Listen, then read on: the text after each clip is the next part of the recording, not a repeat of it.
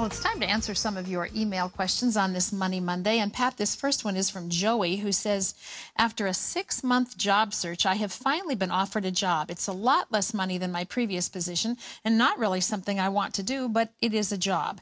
Is it fair to the employer to accept the job, but knowing that I really want something better? Oh, Joey, what's in your heart's in your heart. But if he's asked you specifically, will you stay around for a while, and you say, yes, I will, then and you intend to leave, and that's a lie. You can't do that. But on the other hand, what's in your hand is in your hand. If you need a job. The guy's offering you a job, and you work hard at the job, and you get paid for what you're doing. And if sometime in the future, a couple of years down the road, you find something better, then you leave. That happens all the time. Nothing dishonest about it. Only if in the interview they say, will you stay with the company? And you say yes when you know you're not, then that's lying. Okay. Okay, this is Keith, who says summer vacation is only a little over a month away, and we want to take our family of 5 on some kind of vacation. Do you have some suggestions for some less expensive options we could consider? You know, the state parks are really wonderful. For example, West Virginia has a number of just marvelous state parks.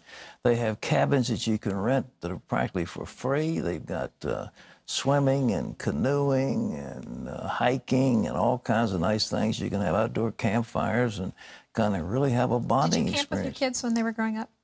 Yes, not as much as I would have liked to, but I did some. That's always a little less expensive, I think, than getting a hotel room. And what you can do is get a pop-up trailer and haul it around someplace and set up But I tell you, up in Canada is a place they've got the most glorious camps, it is public, beautiful up there, and beautiful white beaches and sand, and hardly anybody there. I mean, they really are lovely. So I mean, hey, that's good. So that's just some suggestion. This is Bruce, who says, a career seminar I attended suggested always carrying some business cards to help me find a job. I confess I've never had business cards, and I'm not sure how or to whom I give them. Is there a certain business card etiquette? Well, they sort of say it is. If, when you're in Asia, for example, everybody has cards and everybody gives cards. In order to give cards, you've got to hold it up with both hands. If you hold it up with one hand, it's an insult. You have to have both hands with your card and you bow. But here in the States, the etiquette is, if the other guy gives you a card, you give him a card. If somebody asks for your card, you give him a card, but you don't shove cards at them.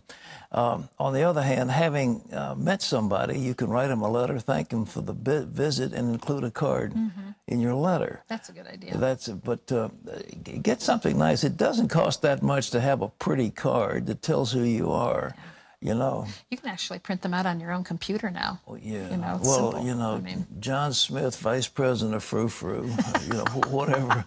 You can be president of anything you want. Yeah, president of nonsense. All right, go on. Okay.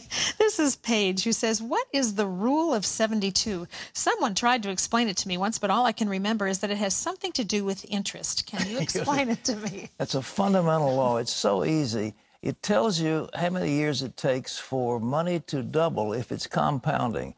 If you compound your money, in other words, you got interest and then you have interest on interest and so forth, you take the interest that you're compounding, say it's 8%, and it takes you 9 years for your money to double.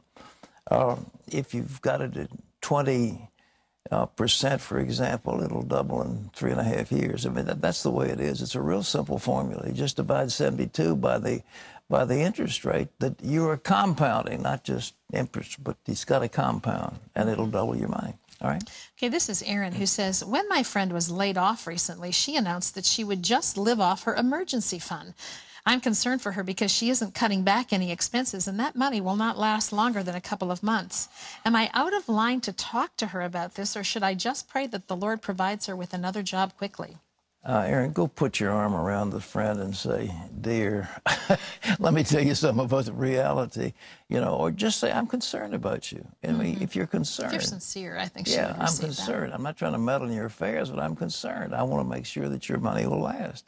And in order for it to last, you're going to have to cut back what you're doing and make it, last a little longer. If you have an emergency fund, it may be just be for 3 or 4 months. Yeah.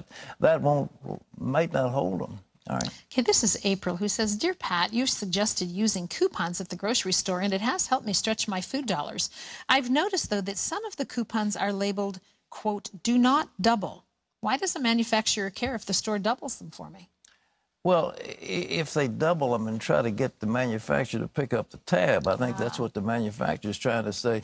You know, you'll get it one time, you're not going to get it 2 or 3 times, but many stores will double and they'll triple what's on the coupon. So it depends on where you get them and what specifics are said. I understand if you print your own with a computer, you're not going to get anything doubled, but a lot of coupons will double. But the manufacturer is essentially trying to protect himself or itself from extra charges. Well, that's all the time we have for your money. You don't, do you?